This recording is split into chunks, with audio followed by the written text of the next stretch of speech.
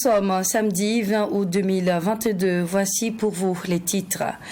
Sortie des officiers de la 21e promotion de l'Académie militaire Georges Namoineau, une cérémonie présidée par le chef d'État, le lieutenant-colonel Paul-Henri Sandaogo Damiba. Occasion également pour le président du Faso de s'entretenir avec les forces vives de la région. Retour également dans ce journal sur la suspension des activités de la Caisse des dépôts et consignations pour le professeur Mamadou Diarra, spécialiste des questions économiques. Cette suspension était nécessaire au regard des blocages institutionnels et administratifs constatés. Vous l'entendrez donc dans un instant. Le ministre en charge des Sports et celui des Finances ont procédé ce vendredi à la visite du stade du 4 août en réhabilitation.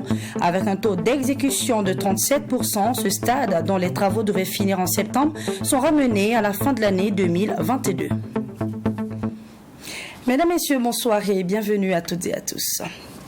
Le président du Faso, le lieutenant-colonel Paul-Henri Sandaogo Damiba, s'est rendu ce 20 août 2022 dans la ville de Pau, arrivé pour présider la cérémonie de sortie de promotion des officiers de l'Académie militaire Georges Namoineau. Il a d'abord accordé des audiences aux forces vives de la région. Plus de détails dans ce reportage signé Fatima Tanikema. Avant la cérémonie de sortie des officiers de la 21e promotion de l'Académie militaire Georges Namoineau, le président du Faso s'est entretenu avec les chefs de circonscription administrative de la région du Centre-Sud. Une entrevue axée sur l'intérêt général de la région et les missions assignées aux chefs de circonscription administrative. Il nous a prodigué des conseils pour la réussite vraiment de notre mission. Et ça a été également l'occasion pour nous de réitérer notre engagement à ses côtés pour la réussite de la transition en cours et surtout pour la sécurisation de la région du Centre-Sud.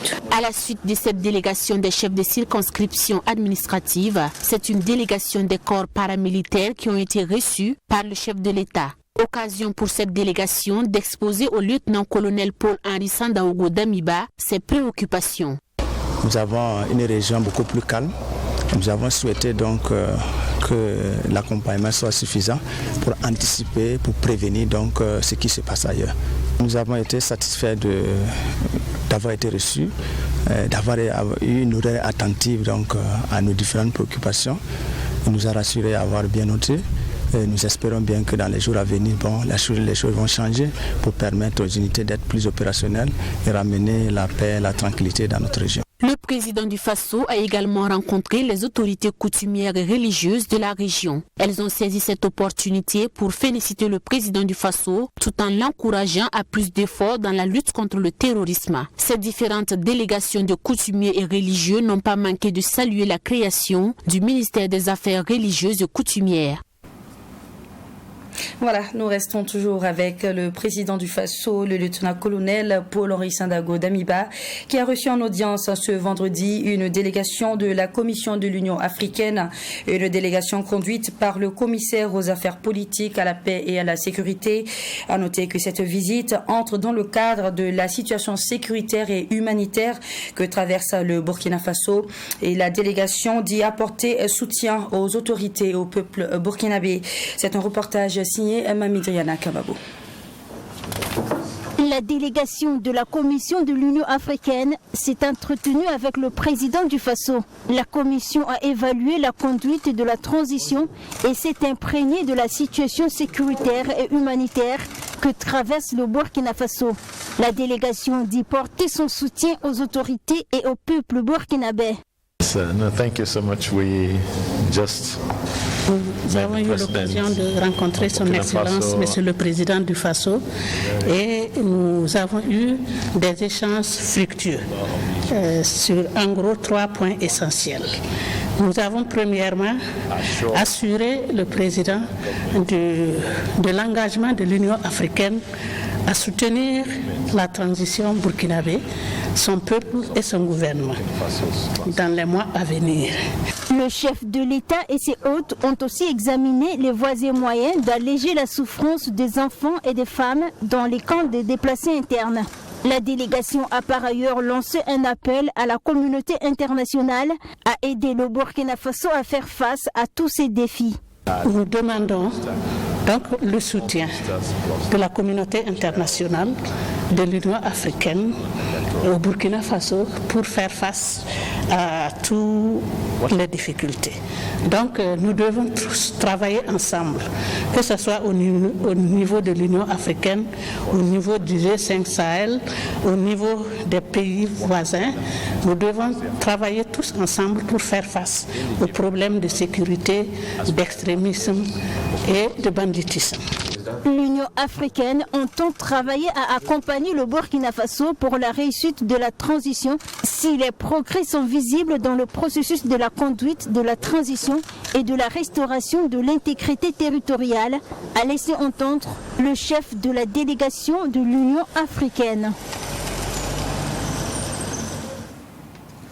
Les délégations spéciales des différents arrondissements de la ville de Ouagadougou ont effectué des visites de courtoisie aux différentes fêtières des confessions religieuses. Après la Fédération des églises et missions évangéliques, c'est au tour de la Fédération des associations islamiques du Burkina de les accueillir. Une visite de courtoisie qui s'inscrit dans une dynamique de recherche de conseils et de bénédictions pour la réussite des missions qui leur sont assignées par le gouvernement de la transition. C'est un reportage de Alexis Wenkouni à Belemnaba. C'est une visite de courtoisie de la délégation spéciale des arrondissements de la commune de Ouagadougou à la FEME, Fédération des églises et missions évangéliques. Objectif, présenter les membres des délégations mais aussi demander leur accompagnement par des prières et des conseils pour la réussite des missions qui leur sont assignées par le gouvernement de la transition.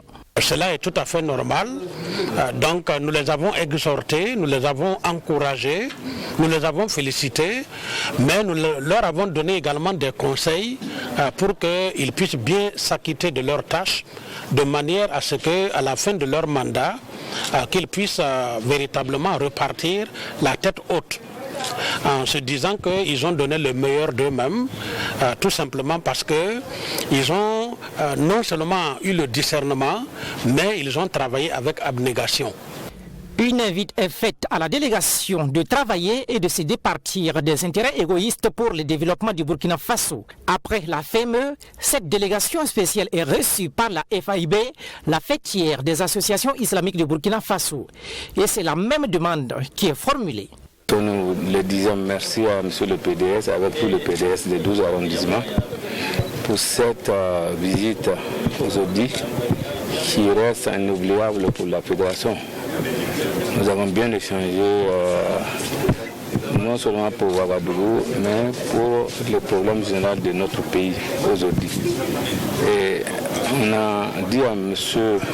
le maire, si je peux le dire comme ça, que cette démarche-là, si on les multiplie, ça peut observer beaucoup de nos problèmes dans notre commune. Les différentes fêtières des confessions religieuses ont tous promis d'accompagner les délégations spéciales et affirment leur entière disponibilité pour la réussite de la mission.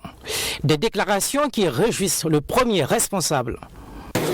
Le président et le premier responsable nous ont prodigué des conseils allant dans le sens de la cohésion sociale, de la fraternité, un peu du travail bien fait pour qu'à la fin de notre mission, qu'on puisse dire que des gens sont passés ici, ils ont posé des actes qui ont aidé nos populations à aller de l'avant, des gens qui sont passés ici, qui ont aidé en tout cas la ville de Ouagadougou à avoir une autre vision dans l'ensemble, qui rentre globalement dans tout ce que des bonnes personnes, de bonnes moralités désirent. Cette visite de la délégation spéciale à la FEME et à la FAIB précède celle du Mogonaba et du cardinal Philippe Ouedraogo, toujours dans l'optique de réussir leur mission. Donc, du Conseil des ministres du 17 août dernier, le gouvernement a annoncé la suspension des activités de la Caisse des dépôts et consignations pour cause des problèmes institutionnels et le refus de certaines structures d'adhérer à la Caisse. Pour le professeur Mamadou Diarra, spécialiste des questions économiques, il est important de reviser la loi qui crée la CDC et impliquer tous les acteurs dans ce processus. On l'écoute dans ce reportage de Abdulrahim Niénié.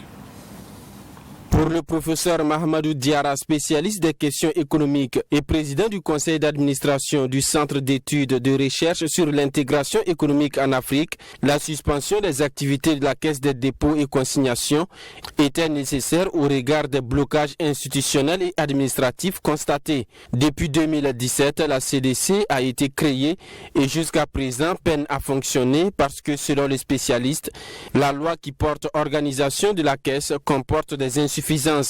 Aussi, tous les acteurs n'ont pas été impliqués dans la gestion de l'institution, ce qui fait craindre un manque de transparence.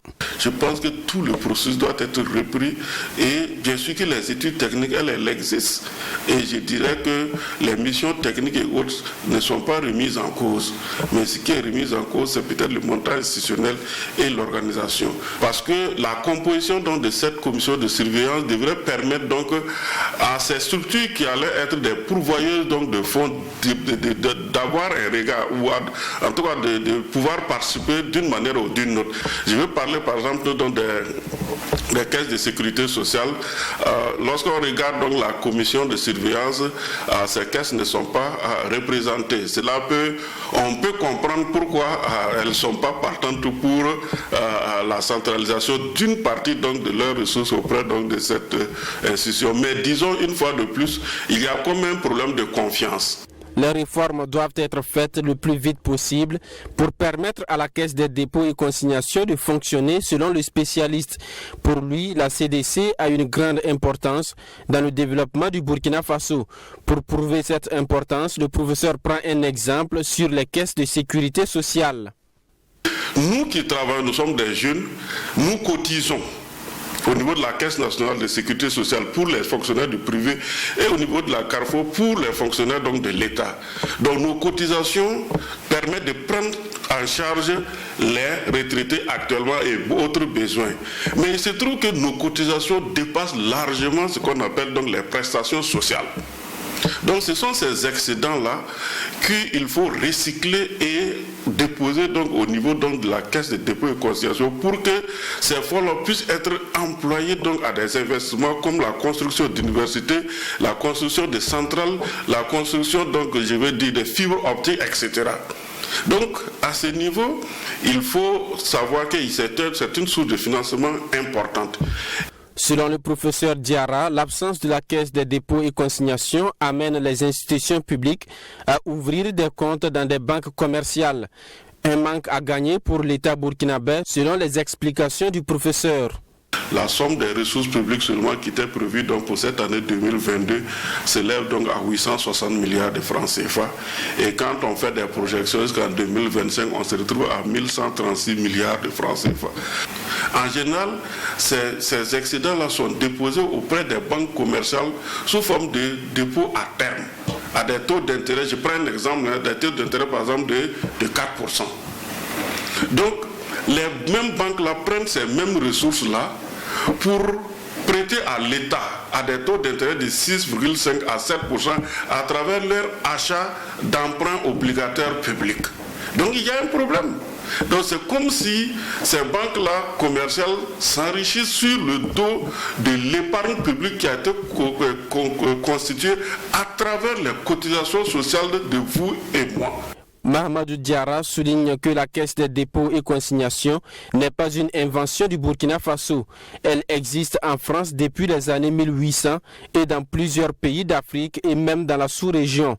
Selon lui, dans l'optique de faire prévaloir l'intérêt général, toutes les institutions devraient accompagner l'opérationnalisation de la Caisse des dépôts et consignations et à l'État de garantir la transparence dans la gestion des fonds.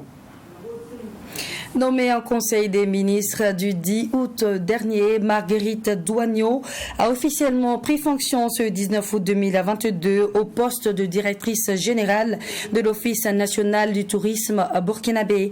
Dans un tel contexte marqué par une crise sécuritaire, cette dernière se dit prête à relever ce nouveau défi, bien sûr, avec l'aide de son personnel et de tous les fils et filles du Burkina Faso. C'est un reportage signé Fatima Tanikema.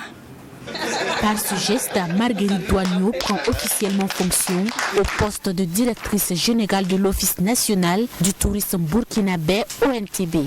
Nommée en conseil des ministres en sa session du mercredi 10 août dernier, l'ancienne rédactrice en chef de la radiodiffusion-télévision du Burkina RTB prend les rênes de l'institution dans un contexte marqué par une double crise sécuritaire et sanitaire.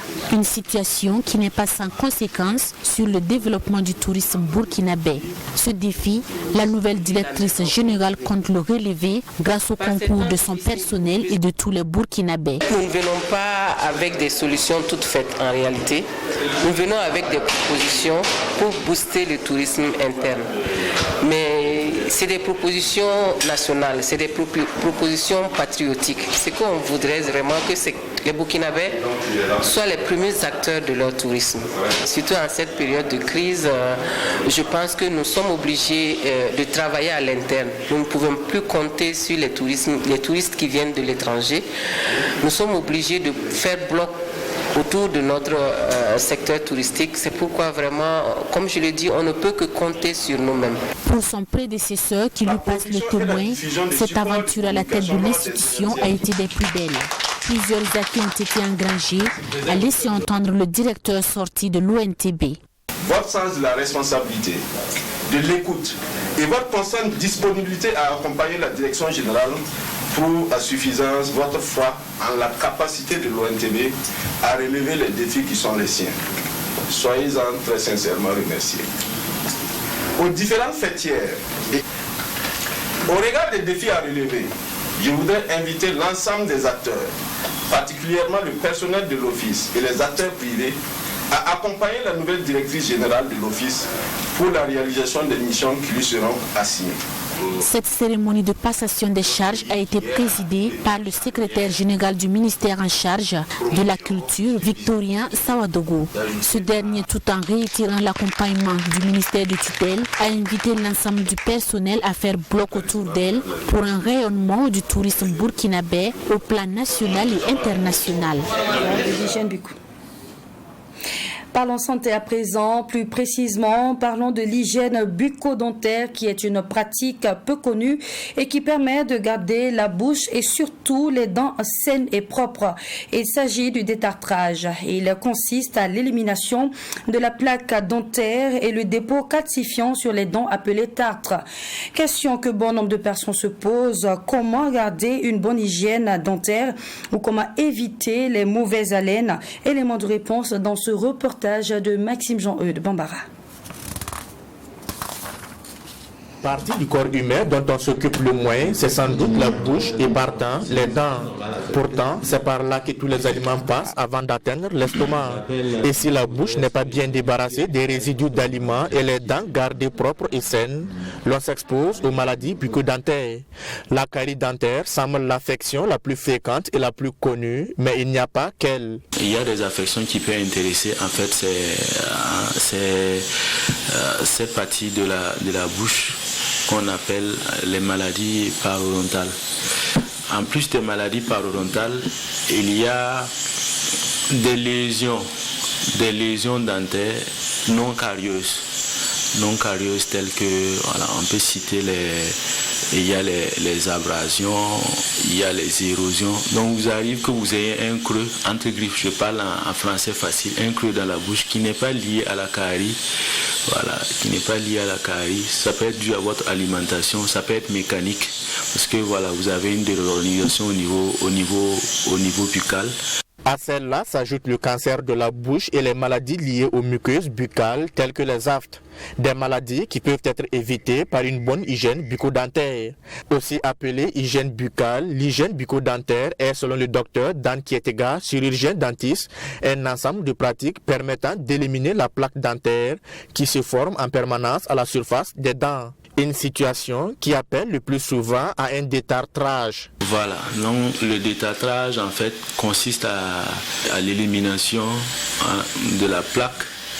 La plaque c'est un ensemble de bactéries, voilà, autour de la dent qui n'est pas encore calcifié, c'est un dépôt mou. Voilà. Et en plus de l'élimination de la plaque bactérienne, il y a également le tartre. Le tartre c'est un dépôt calcifié.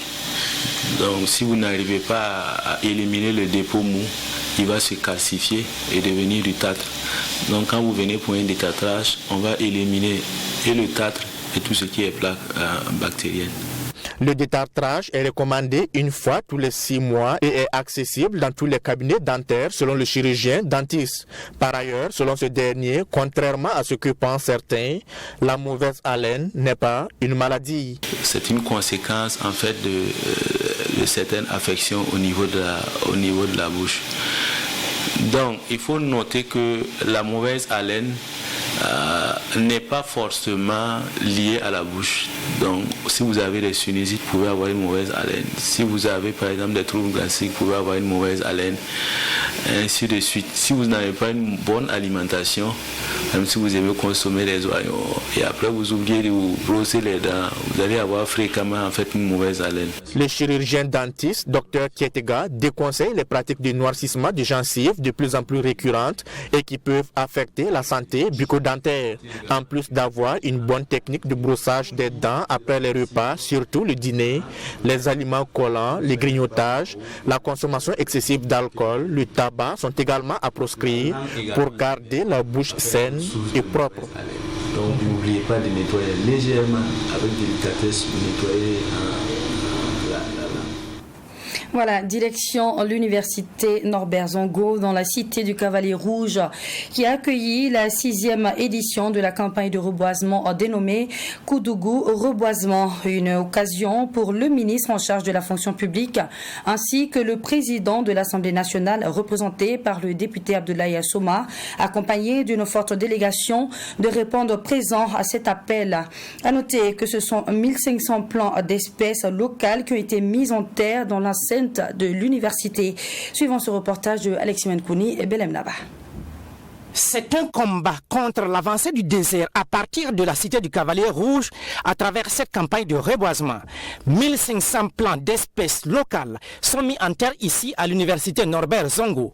Elle est initiée par un consortium de 13 associations de la jeunesse du centre-ouest sous la bannière de Koudougou Reboisement, désormais dénommée Faso Reboisement. Cette 6e édition répond à l'appel du gouvernement lancé à la journée nationale de l'arbre. L'arbre, c'est la survie. Et au regard de l'avancée considérable de la désertification au niveau de notre pays, il y a de quoi prendre des initiatives pour anticiper. Et c'est dans cette anticipation que nous nous sommes retrouvés à la 6e édition. Et c'est de ce fait qu'il y a eu une association clairement formalisée à travers un récépissé dénommé Faso Reboisement. Et dorénavant, ce consortium de 13 associations portera chaque 2 ans l'activité de Koudougou Reboisement. Cette campagne est présidée par le président de l'Assemblée législative de transition, représenté par son 4e vice-président, le député Abdoulaye Soma. Qu'il félicite et encourage les initiateurs de Koudougou Reboisement, devenu Faso Reboisement, pour leur œuvre de reboisement de notre nation, parce qu'ils pensent que le développement durable est un objectif fondamental pour notre survie et le développement durable se fait par le reboisement, c'est-à-dire la plantation d'arbres. C'est pourquoi je pense que toute la nation doit être mobilisée pour les œuvres de ce type, donc à partir de Koudougou Reboisement et de Faso Reboisement. Issa Semde, président de la Chambre de commerce et d'industrie dans le centre-ouest, lui aussi a salué cette initiative jugée noble qui contribue à faire reculer l'avancée du désert.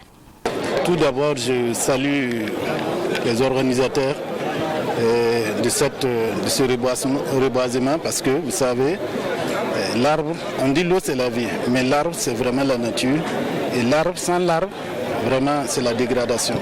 Donc, ce qui a motivé aussi de parrainer cette activité, c'est qu'elle est très noble et l'arbre, sans arbre, c'est la sécheresse. Et avec beaucoup d'arbres, nous pensons que nous allons toujours avoir beaucoup de pluie et nos saisons vont être toujours bonnes pour nous.